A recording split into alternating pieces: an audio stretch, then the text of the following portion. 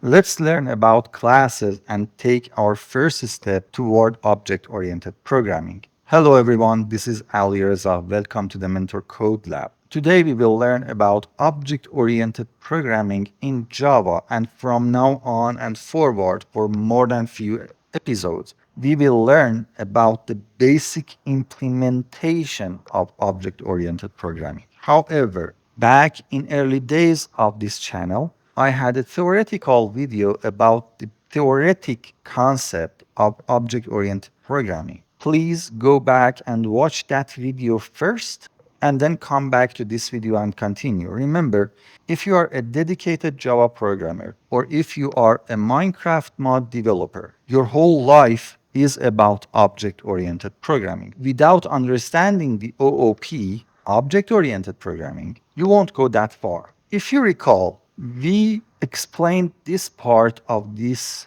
template that is being generated by IntelliJ the first day, and that was a method. However, we ignored the very first line, and today we will finally understand this, and this knowledge will open a big door in your life. Basically, in Java programming, C Sharp programming, C++ programming, and programming languages like this, we are working with something that we call objects. Objects can have two different things.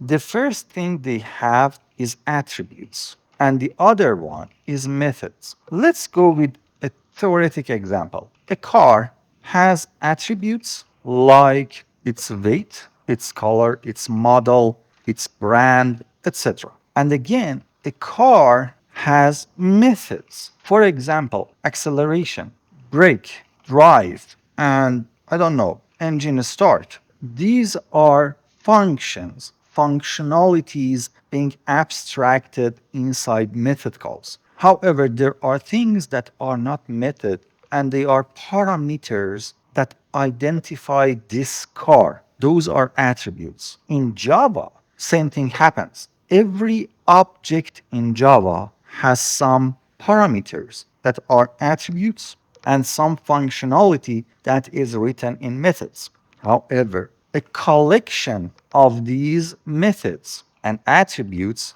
will be called class.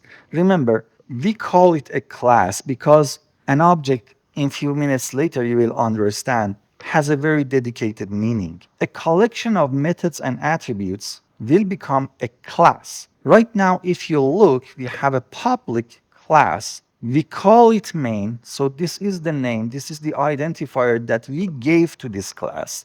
And we made the class accessible to the whole project by making it public. This class has one thing in it, and that is a method. Provided this method is static, but we will understand it in a few more episodes when we are finally understanding object-oriented programming. If I would add something like int age here, and I give it a value like 35, maybe you don't give it a value. This is an attribute. So this is an attribute, this is a method. Finally, a collection of methods and attributes became a class. Now that we understood a class, we can see how we define a class. In Java, we don't have static classes. This is C Sharp. In Java, we don't need to put this static in front of the class.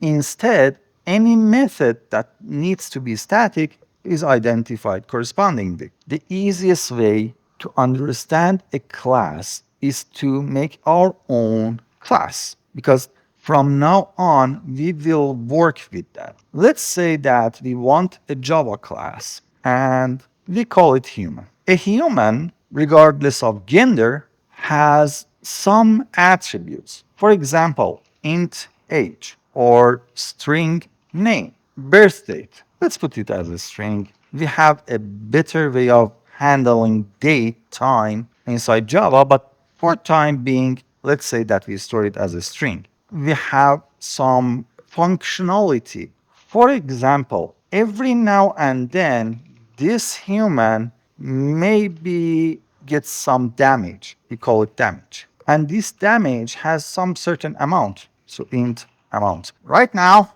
I'm somehow programming for a game, isn't it? If you think about any RPG game, then you would have health, then you would have strength, and etc. and etc. So damage would do some functionality on this human.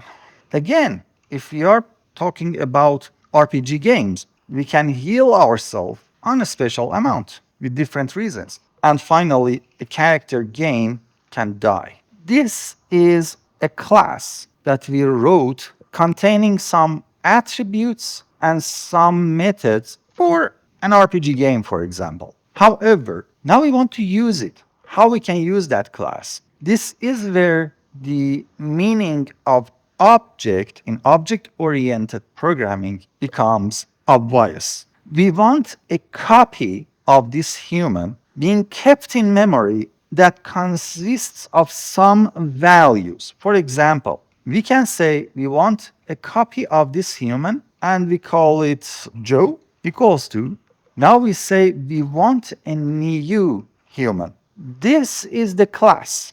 This is an object. So Joe is an object in memory that is the type of human class. Did you understand it now? So we have a class. This means that we have a type for this class, and the type is human right now. Now we make a copy of this type, we keep that in memory, and this copy that is being kept in memory is now called an object. Okay, now that we have Joe, we can play with him, isn't it? So we can say that, hey, at the start, the name for Joe is just Joe. Or let's say Joe the vampire killer.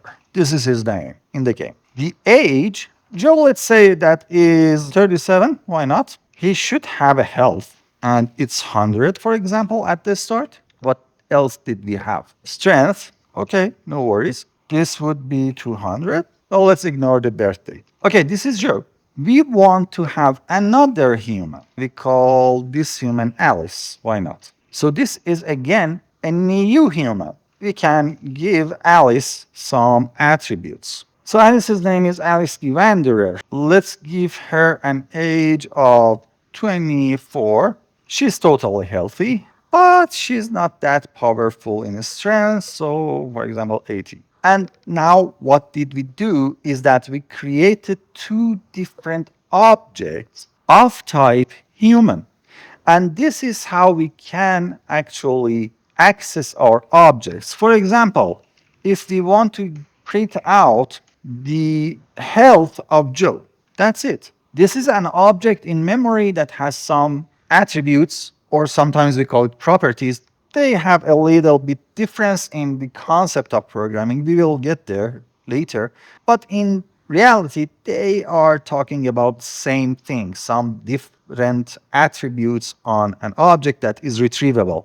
And we can access it and we can use it in however way that we want to and is possible. Of course, if I execute the program right now, I will get out 100 out of it. No worries. Can we have more than one class? Of course we can have. We can have another class here. For example, this is vampire. So vampires are another class. I will leave it empty because when I want to talk about inheritance, I will come back to this vampire and we will take a look at the inheritance here and the meaning of inheritance. But this is how we can have more than one class.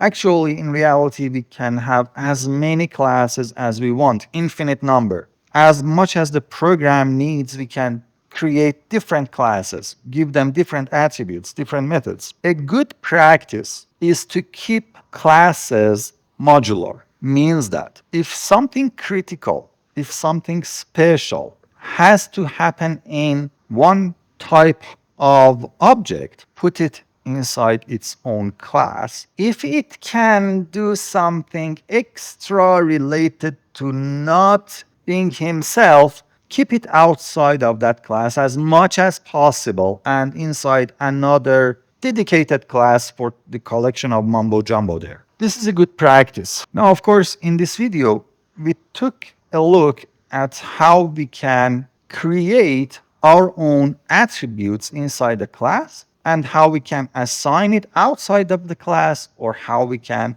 retrieve an attribute from that class.